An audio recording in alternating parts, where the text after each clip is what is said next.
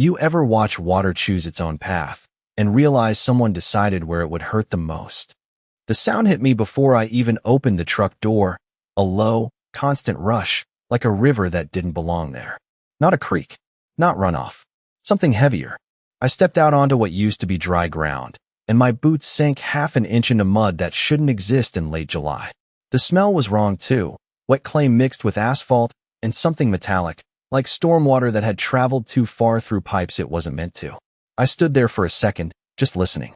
The steady hiss, the pressure behind it. That wasn't natural flow. That was redirected. My name's Ethan Caldwell, and I've spent the last 12 years designing drainage systems across 3 counties: culverts, retention basins, overflow channels. I know how water moves. More importantly, I know when it's been told where to go.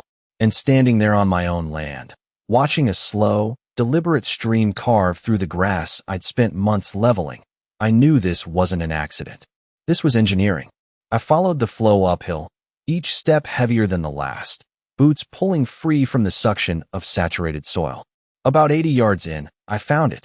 Fresh trench line, clean cut, the kind you get from a machine, not erosion. A black corrugated pipe, 12 inches wide, half buried but still exposed enough to see the direction.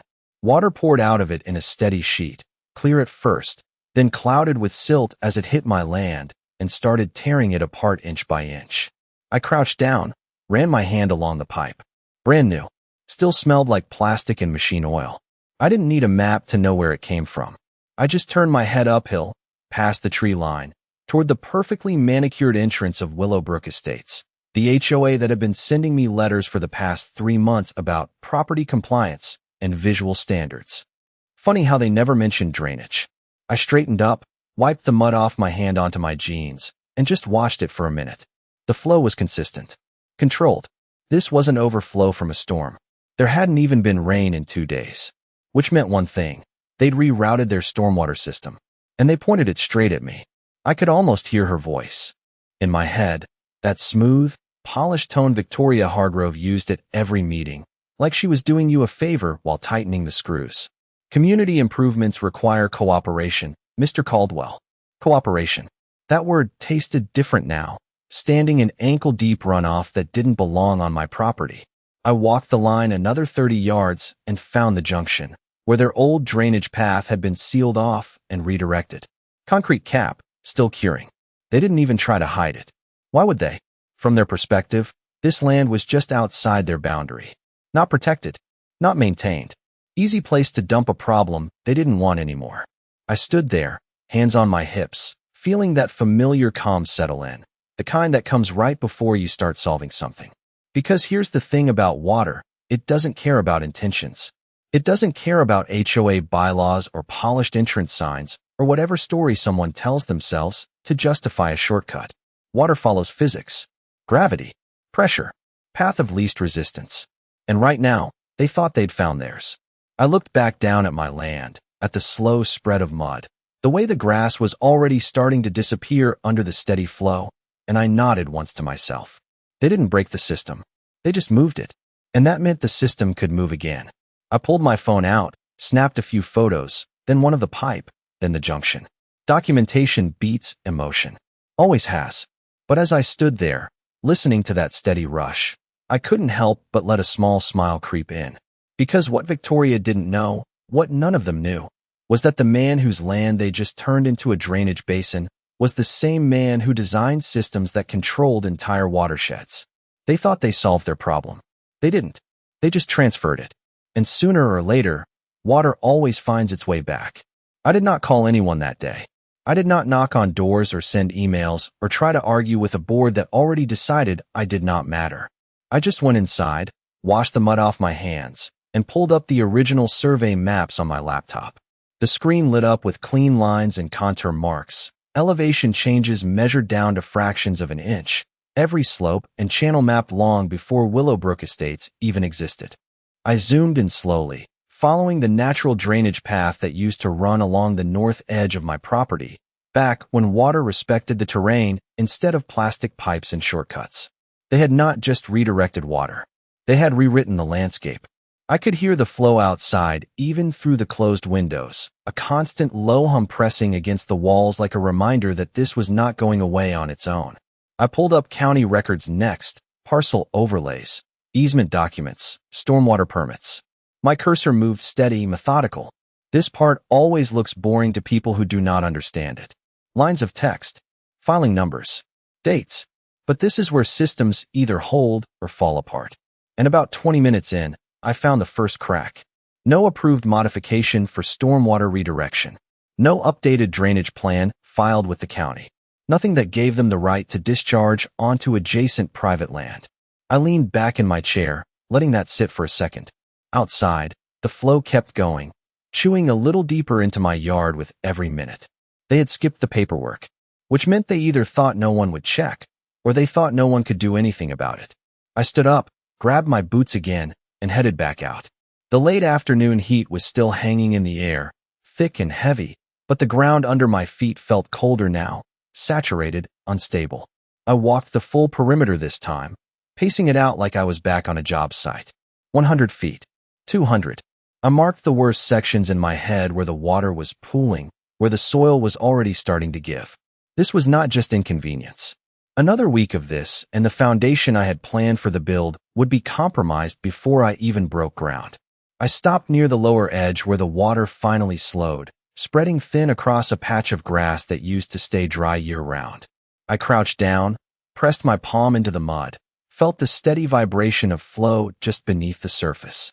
Controlled input, predictable output. They thought they were dumping excess. What they really created was pressure. And pressure, if you understand it, can be redirected. I stood up and looked back toward the tree line again, toward that pipe hidden just out of sight. In my mind, I could already see the system they built, the capacity of that line, the slope they were relying on, the exact point where they assumed the problem stopped being theirs. That assumption was the weakest part of their entire design. I walked back to the truck, pulled out a measuring tape and a small level I kept behind the seat, and headed uphill again. Each step felt more deliberate now.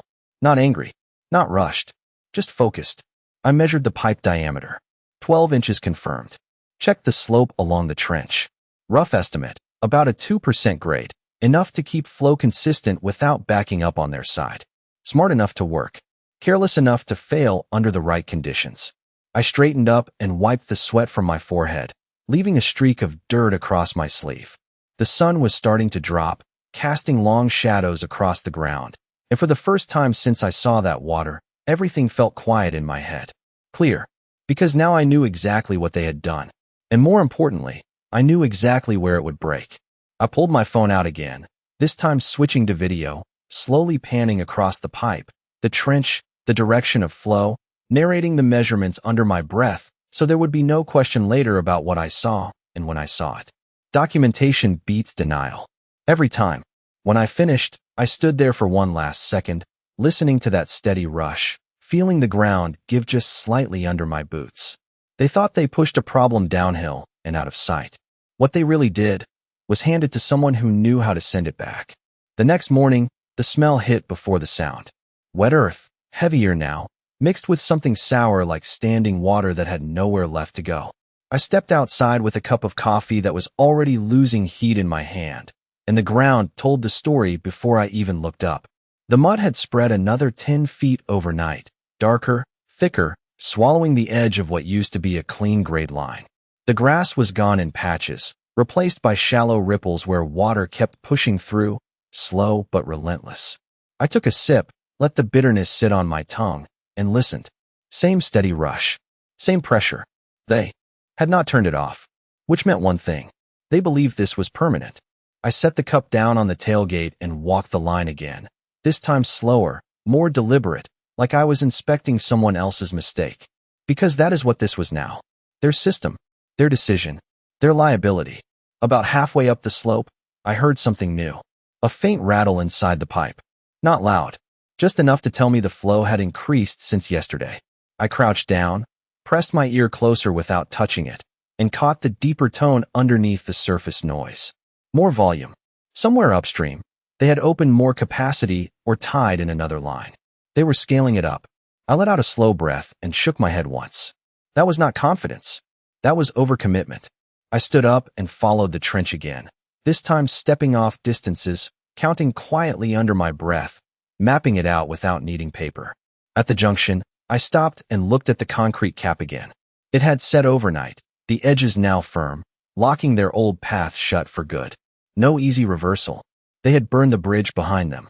I reached down and brushed a thin layer of dust off the surface, revealing a faint imprint from a contractor's stamp. Local crew. Cheap work. Fast job. No long-term thinking. I pulled my phone out and snapped another set of photos, this time focusing on the curing marks, the timing, the sequence of installation. Evidence is not just what happened. It is when and how it happened. I straightened up and looked uphill again toward the neighborhood entrance. Even from this distance, I could see the symmetry of it. Clean lines. Decorative stone. Perfect drainage grates set into the pavement where water used to disappear without anyone thinking twice. That is the illusion they sell. Out of sight, out of mind. I took another sip of coffee, now lukewarm, and let a small smile form without even realizing it. Because I knew those grates. I knew exactly where they led. Every system like that has a choke point. A place where volume exceeds design. A place where everything backs up if the balance shifts just enough. And right now, they had shifted all of it onto me, assuming I would just absorb it. I walked back down toward the lower end of my property, boots sinking deeper this time, each step leaving a defined print that filled with water seconds later. The soil was reaching saturation. Another few days like this, and the entire section would turn into a retention basin whether I wanted it or not. I stopped near the edge and turned around slowly, taking in the full picture. The pipe, the trench, the spread, the slope. In my head, lines started connecting, angles adjusting, flow rates recalculating. Not complicated, just precise. That is the difference. Anyone can move water. Very few people understand what happens after. I walked back to the truck and pulled out a small notebook from the glove compartment, flipping it open to a blank page. I started sketching. Simple at first, just the existing layout. Then I added elevation marks, estimated flow direction, potential diversion points. My pen moved steady, each line building on the last, turning their system into something I could control. The sound of water continued behind me, steady, confident, like it believed it had already won. I paused for a second, tapping the pen lightly against the page, then added one more line. A new path, not forced, not artificial, just enough adjustment to let gravity do what it always does when given a better option. I closed the notebook, slid it back into the truck, and looked out over the land one more time.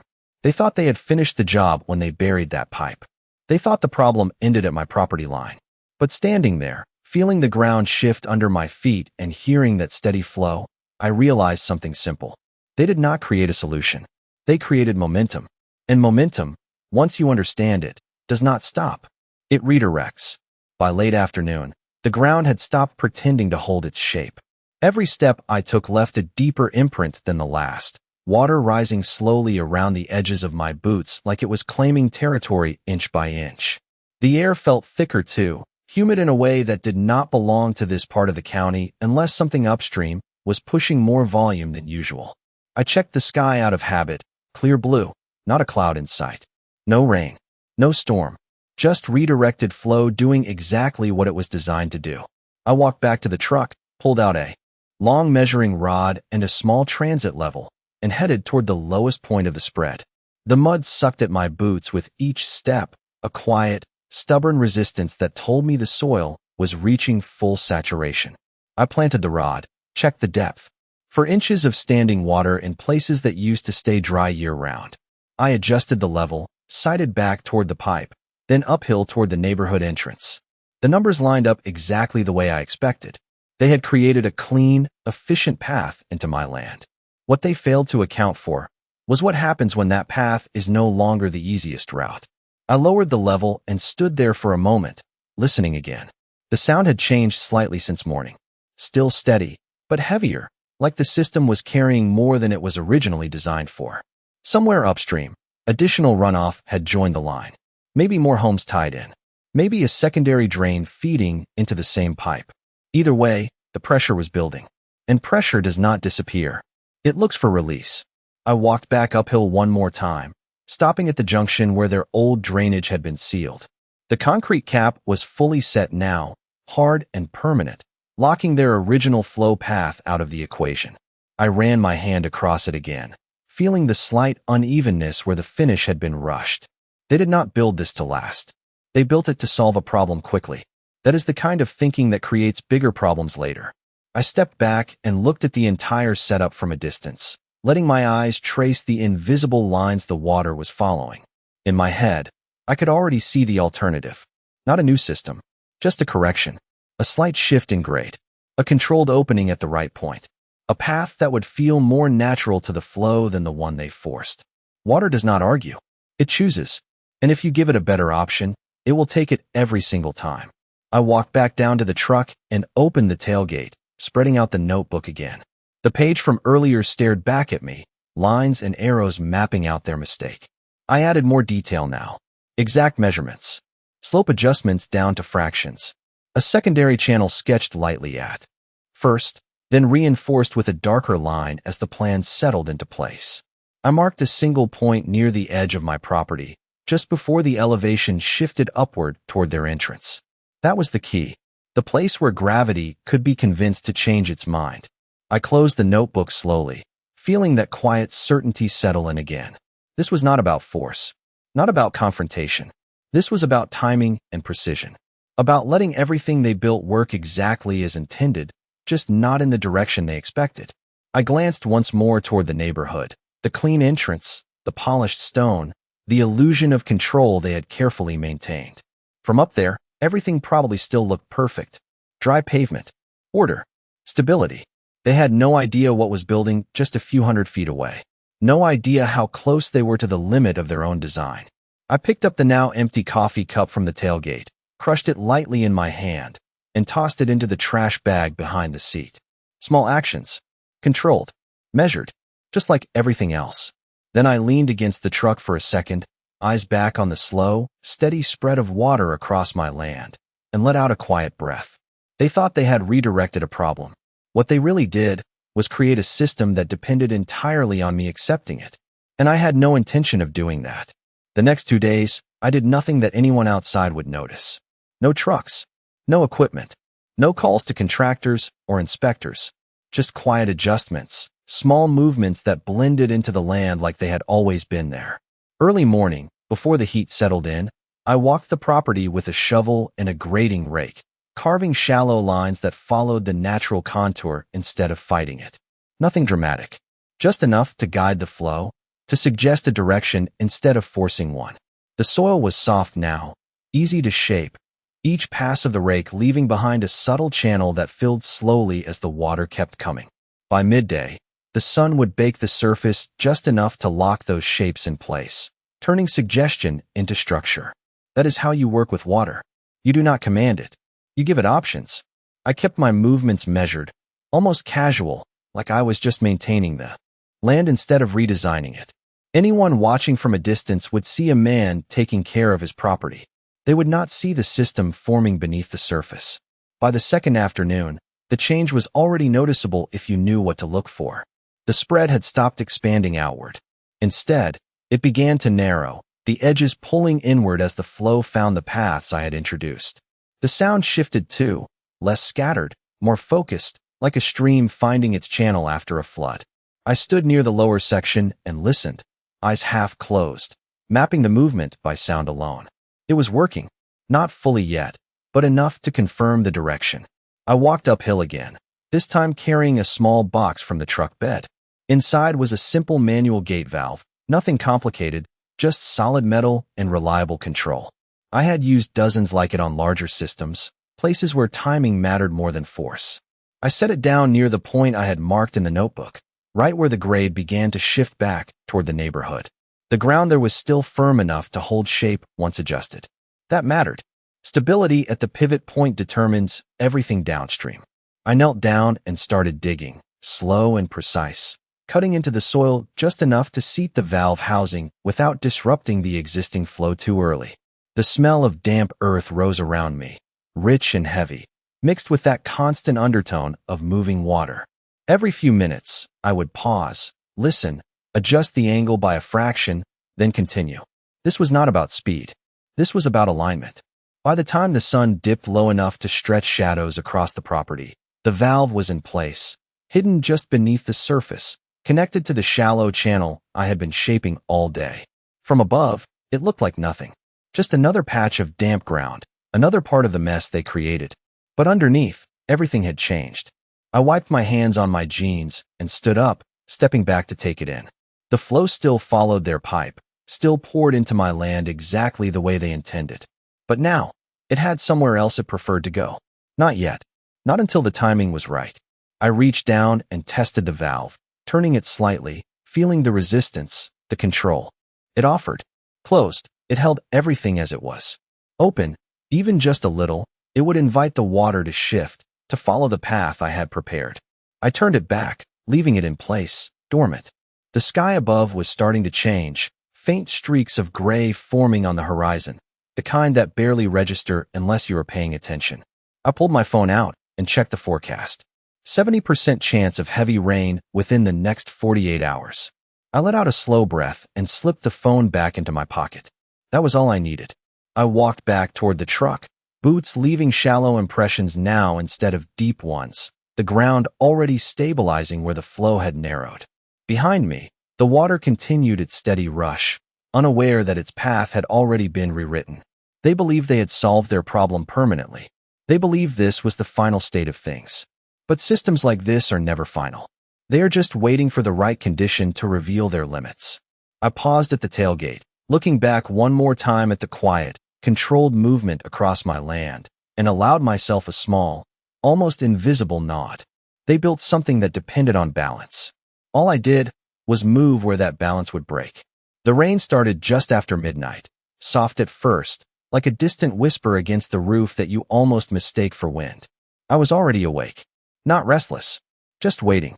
There is a certain stillness that comes before a system gets tested, a quiet pressure in the air that you can feel even before the first drop hits the ground. By 12:30, the sound had changed. The light tapping turned into a steady drumming, each drop adding to something bigger, something that was already in motion long before the storm arrived. I stepped outside onto the porch, the cool air hitting my face, carrying that sharp scent of fresh rain mixed with the heavier smell of soaked soil. The ground was already responding. I could hear it. The low, constant rush from the pipe had deepened, layered now with the chaotic rhythm of rainfall feeding into it. This was the moment their system had been built for, and the moment it would be tested. I walked out into the yard, boots sinking slightly, but holding firmer than before. The channels I had shaped were doing their job, guiding the incoming flow, narrowing it, giving it direction instead of letting it spread uncontrolled. The sound followed that change. Less scattered, more focused, like everything was being pulled toward a single decision point. I moved uphill slowly, rain soaking through my jacket, running down the back of my neck, but I did not rush. Timing matters more than speed. Always has. When I reached the valve, I stopped and listened. The pressure was there now, unmistakable. The pipe upstream was carrying far more than it had the past few days. Stormwater from every rooftop, every street drain, every polished curb in that neighborhood was pouring into the line they had pointed at me. I crouched down and placed my hand lightly against the ground above the valve housing. The vibration was steady, stronger than before, like a heartbeat picking up pace. This was what they designed for. Volume, efficiency, control. I let out a slow breath and reached down, fingers closing around the handle. Cold metal. Solid. Reliable. For a moment, I did nothing. I just held it there, feeling the weight of everything they had set in motion. Because once this changed, it would not go back the way it was. Systems do not forget. They adapt. I turned the handle a fraction. Just enough. The change was immediate, but subtle. The pitch of the flow shifted, a deeper tone sliding beneath the surface noise as water began to explore the new path. Not forced. Invited. I waited, listening, feeling it out. Then I turned it a little more. The ground beneath my boots responded, a faint movement as the redirected flow began to take hold. The channel I had carved started to fill, not with chaos, but with purpose. The water chose it, exactly the way I knew it would. I stood up slowly, rain now falling harder, soaking everything, turning the air into a constant curtain of sound. Behind me, the original spread began to thin, the edges pulling back as the new path drew more and more of the flow toward it. Up ahead, beyond the tree line, I could hear something else now. Faint at first. A distant gurgle, like water meeting resistance where it was not supposed to. I did not need to see it to understand what was happening. Their system was reaching its limit. The balance had shifted. I walked back down the slope, not looking back, just listening as the sound behind me evolved, layering into something heavier, something less controlled. The rain kept falling, steady and relentless, feeding the momentum they had created. I reached the lower edge of my property and turned once, just to confirm what I already knew. The flow was no longer mine. It had found a better path. I slipped my hands into my jacket pockets and stood there for a moment, letting the rain run down my face, the sound of water now fully committed to its new direction filling the night. They built a system that depended on control. All I did was give it a reason to let go. By 3 in the morning, the sound had become impossible to ignore. Not just here on my land, but echoing faintly from uphill, where the neighborhood entrance sat just beyond the tree line. It was no longer a clean, controlled flow. It had turned into something heavier, uneven, like water meeting edges it was never designed to meet. I stood at the lower slope, rain still falling steady, and listened as the system on the other side started to answer back. A deep, hollow gurgle rolled through the night, followed by a sharp metallic rattle that carried farther than it should have. That was the first sign. Not failure, just resistance. I walked uphill again, slower this time, letting the sound guide me instead of sight. The channel I had shaped was fully active now, pulling the majority of the flow through the new path with a quiet efficiency that almost felt invisible if you did not know what to look for. The ground beneath me held firmer than it had days ago, no longer swallowing each step, just damp enough to remind me where all that water used to go. I stopped near the valve and crouched down, not to adjust it, but to listen. The vibration had changed. Less pressure here, more movement elsewhere. Exactly how it should be. I stood up and turned toward the neighborhood, eyes tracing the line where my land met theirs, where control shifted from one system to another. Even through the rain and darkness, I could see the faint glow of streetlights reflecting off something that was not supposed to reflect. A thin, shimmering layer. Across the pavement at the entrance. It was subtle at first, just a sheen, like the road was sweating under the storm. But as I watched, it thickened. The water did not disappear into their drains the way it used to. It hesitated. Then it lingered. Then it started to collect. The sound followed right behind it. That low gurgle turned into a choked, uneven gulping noise, like the system was trying to swallow more than it could handle. I could almost map it in my head, the exact point where their capacity was being exceeded, where the balance tipped from control to accumulation. I took a few steps closer to the tree line, staying just within my boundary, and watched as the flow from my side joined the rainfall pouring down their streets, converging right where their entrance dipped slightly before rising again toward the main road. That small elevation change, barely noticeable on a dry day, was now the deciding factor. Water slowed there, and when water slows under pressure, it stacks. A car passed somewhere beyond the entrance, tires cutting through the growing layer with a soft, dragging sound, not fast, not clean. Careful, uncertain. I could not see the driver, but I could feel the hesitation in the movement. This was new to them. Unexpected. I stayed where I was, hands relaxed at my sides, rain soaking through my jacket, watching the system reveal itself piece by piece. No sudden collapse. No dramatic break. Just a steady shift from efficiency to overload. That is how most failures happen. Quietly. Inevitably. Another few minutes passed, and the sheen turned into a shallow pool, spreading across the entrance, reflecting the streetlights in broken patterns. The drains beneath it kept trying, pulling what they could, but the incoming volume was now greater than their ability to carry it away. The equation had changed. I glanced back once at my land, at the controlled flow moving cleanly through the channel I had shaped, then back to the entrance where the water continued to rise, inch by inch. They had designed their system assuming one thing, that the excess would always leave. They never planned for it to come back. I took a slow breath, letting the sound of rain and moving water settle into something almost calm, and watched as the entrance to their perfect neighborhood began to reflect a reality they could not redirect. They thought they understood where the water belonged. Turns out, it was just waiting for a better path. By 4 in the morning, The entrance was no longer just reflecting light, it was holding it. The shallow layer had deepened into something that moved with weight, slow ripples pushing outward every time another surge fed into it. The rain had not let up for a second, steady and consistent, like a system running exactly as designed. I stood just inside my boundary, watching the surface change from a thin sheet into a controlled accumulation that no longer had anywhere to go. The drains were still working. I could hear them pulling, a constant hollow gulp beneath the water, but the rhythm was off now, uneven, strained, like something trying to keep up with a demand it was never built to handle. A pair of headlights appeared at the far end of the entrance, cutting through the rain in soft beams that reflected off the growing pool. The car slowed long before it reached the water, brake lights glowing red against the wet pavement, hesitation written into every movement. The driver edged forward, testing it, tires creating a low, dragging sound as they pushed through the surface.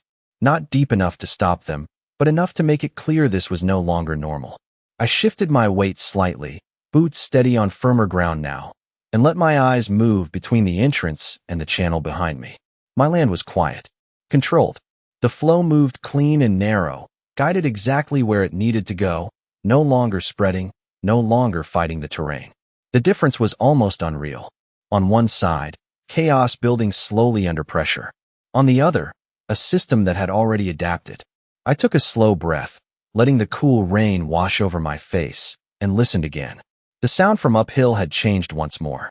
The metallic rattle had grown sharper, more frequent, followed by that same choked gurgle, louder now, like the entire network was starting to push back against itself.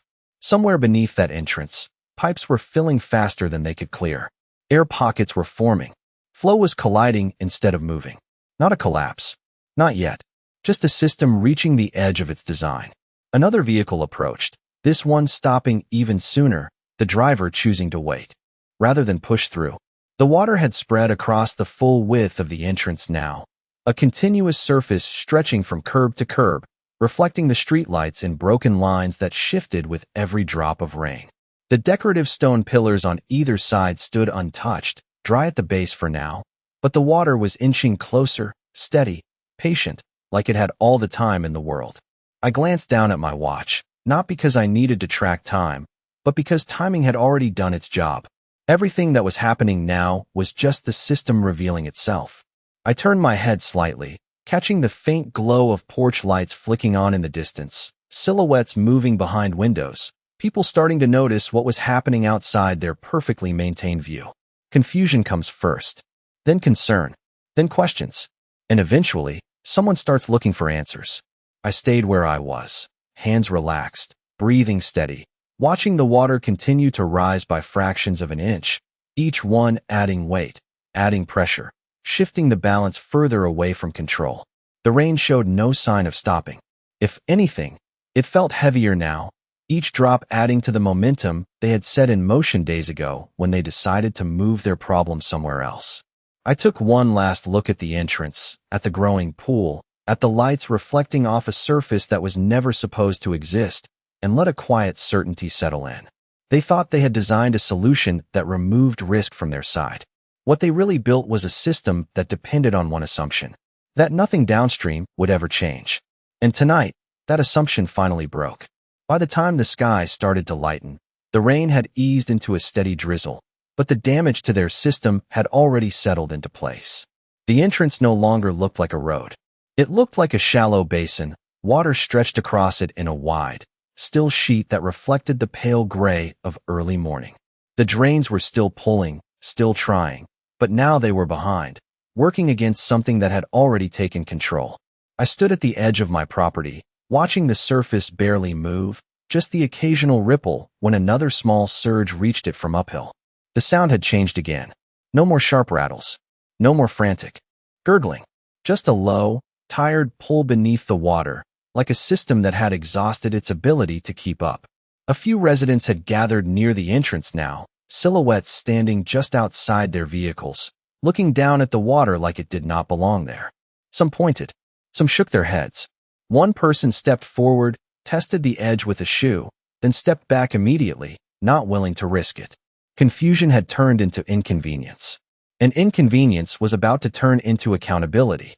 I shifted my gaze back to my land for a moment, letting the contrast settle in. The channel I had shaped held perfectly, guiding the remaining flow cleanly through the path I had introduced. No spread, no standing water, just controlled movement, steady and predictable, like it should have been from the beginning. I took a slow breath, the air now cooler, cleaner after the storm, and reached into my pocket for my phone. The screen lit up with the footage I had recorded over the past few days. The pipe, the trench, the junction they sealed, the measurements, the timing, and now, the result. I stepped a few feet forward, raised the phone, and captured the scene in front of me.